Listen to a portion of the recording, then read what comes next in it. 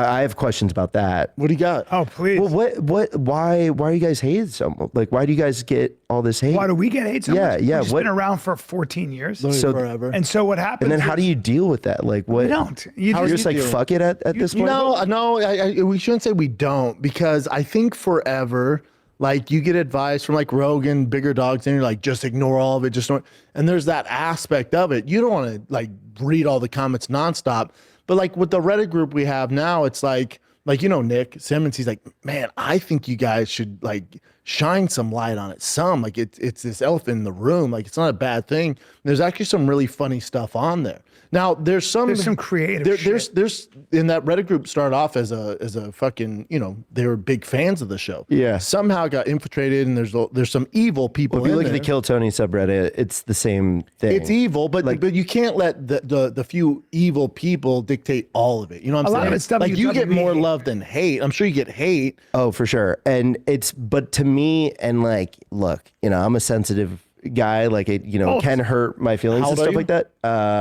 18, 36. I'm fucking 18, but in real life, I'm 36. 24 years old. I'm 70. I've had my face pulled back in a ponytail. Yeah. You A lot of work. You've been famous for 6 months. Yeah, I wouldn't even call it famous. Well, but I'm saying you've hit people's radar in the past 6 months. Yeah. It was nothing. So the hate, nothing. it doesn't get less. The more successful you get, for sure. Like 100%. Like Tony gets a ton of hate, right? He's very famous. A ton. No one gets more hate than Joe Rogan. Very famous. So it's like it comes with the territory. Oh, for sure. It just comes with the territory. For sure. I see hate right now because like when I've gone on that show, for the most part, I've done well. I'm like, I feel good about. You crush it. Yeah. I feel good about like what I've done. The time, and inevitably there will be a time where it just doesn't go as well. Yeah. I'll probably, like, if people hate on that, I'll probably feel bad. But now when like people like just like somebody just out of pocket will be like, this fucking sucks, it's funny to me. Yeah, like it's of not. course. It's not, because I'm like, it doesn't suck. But see, It was for good. me, when I came along, I was already older than everybody. So this whole social media thing was so new. And I also came from a culture and a time where self-promotion was a bad word. Yeah. Like the idea that I was going to, remember when Rogan was like, dude, a huge part of your job is Twitter. And I was like, and gaming the system, and I was like, I just can't do it. It was so against maybe just the way I grew up or whatever. And so for me, I never knew like the Reddit thing. I swear to God, I didn't know it exists. My wife was like, it's in the hundreds of thousands or something. And I was like, what is?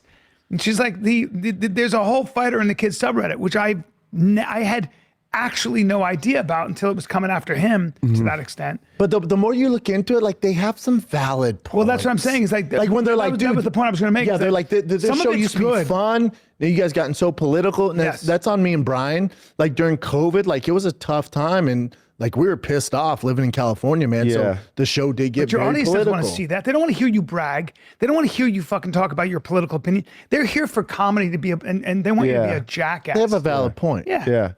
Well, you guys should have like a section of the podcast where you just like read the meanest That's Reddit. that's why Nick comes in. That's what he does. I've never Okay, been that's afraid great. of that. You should totally do that. You should just like acknowledge it and stuff like that. Correct. And just be like, fuck you. But I do that sometimes when I'll post a video and we'll do these, like we'll read the video, the comments on, and it's fucking hilarious. Yeah. They're just Some of them are just so over the top mean that it's funny. Yes. It's just so preposterous. I know. You know what's funny? Okay, so 2 years ago, somehow, like, I think I like was, I don't know, like I pulled up Gringo Papi again or something. I wrote a comment 2 years ago defending you. Oh, brother. Randomly. I was like lit up. No, nobody, like, it was just because it didn't, I was like watching it again. I'm like, this isn't like that. Is it the best stand-up special? No, but like it made no sense. The level of hate that it was getting. But some of it, again, it was like they were jokes, so. And I've only been doing it like, not that long. But the issue is, to give some of them credit, is like when I went on Schultz's show and he's like, they're talking about the special. He's like, it's not a Bill Burr special. And then I went, whoa, hold on. But nobody in here is. So if you're holding me to that standard, because I hang out with Bill, I hang out with Bryan, or I hang out with Joey Diaz or Rogan, or Theo and Chris, my best friends are great comics. But just because I hang out with them, I still have a long ways to go. But because we're doing shows together and podcasts together, people are like, no, you got to be at their standard. Yeah. Now, to the credit too, is Like, I don't know, like you're doing, like you've been, how long you been doing stand up though? So I was an improv guy, but stand up I'm coming up on 3 years. So Okay, so I'm now early imagine, too. so you're fairly new. So imagine, Very new, very. Imagine, yeah. So was I. But imagine 2 years into it, Showtime comes to you and gives you a big paycheck. I tried to talk him out of it. a special. Yeah. Did people try to talk you out of did. it? Yeah. Oh yeah. We Him almost and got in a Rug. fight over it. What made you decide to be like, all right, was it the money mostly, or was it? No, I always do my own thing. I like, because I knew I'd get hate from it, but it's like, this is a good opportunity, and it's just what I'm gonna do. He should have listened, but you were a little cocky. That's all. You were young. You were young, and you had that. You have a lot of confidence, but also arrogance in that sense. In that time, like our biggest strength is a lot of times our biggest weakness. He's kind of fearless, and I've always loved that about him. Like, he's truly fearless. Like, he'll do anything. Dude, I was putting him in front of You fuck a audiences. guy?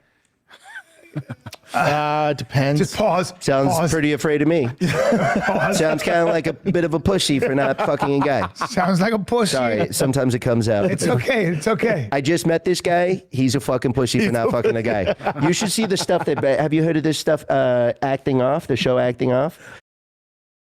Brendan Schaub and Bryan Callen complaining about their haters being evil.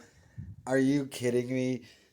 Technically, Brendan Schaub has gotten the kid gloves treatment. Go ask Joe Cumia about evil. But, I mean, these guys, I get the whole, we're going to try and lean into the fighter and the kid subreddit hate. Wink, wink. They're terrible at it. They stink at it. He keeps talking about the fighter and the kid subreddit. You sued me and you lost, and the appeal is still ongoing. So until you address that, really, and not lie and just say, well, I have nothing to do with the case, then it comes out that you have to sign a paper for your lawyer saying that you really do because you ran your mouth, which is why you won't answer my question during your Patreon Q&As. But this whole thing of, the haters, it truly is pathetic. And, Schaub, if you think they have some valid points, stop interrupting and just give up and go away. If you really thought that. And what was his point he was trying to make with the whole, Schultz said your special isn't as good as Bill Burr. Well, hold on. No one's is. I thought he was going to make the point of he was wrong even in that to compare himself to the other guys. No, he kind of just doubled down on that point of, well, none of our specials are as good as Bill Burr. It's like, dude, you're not funny, you're not a comic, and you got fired from stand-up comedy. And you have to make up some excuse to convince yourself, because you're not convincing anyone else, that you quit stand-up to be at home to watch Tiger and Boston play T-ball. When in actuality, if there's a car show or a party at Tucker Carlson's house, you'll dip out on that T-ball game in 2 seconds to go do that. So it's all just bull, but let me know your thoughts in the comments.